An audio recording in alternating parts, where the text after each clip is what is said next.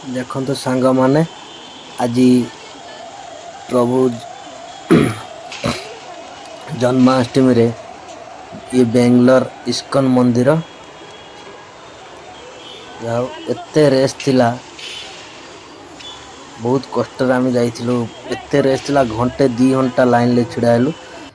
ତାପରେ ଯାଇ ଠାକୁରଙ୍କୁ ଦର୍ଶନ କଲୁ। ଠାକୁର ମନ୍ଦିର ବେଢ଼ା ଭିତରେ ଏତେ ସୁନ୍ଦର ହରିନାମ ହରିନାମ ଚାଲୁଥିଲା, ଯାହାକି ଉଠିତେ ବି ସେଠି ଇଚ୍ଛା ହେଉନଥିଲା, ମନେ କରୁନଥିଲା। ଦେଖନ୍ତୁ ଆଜି ଜନ୍ମାଷ୍ଟମୀରେ ଯାହା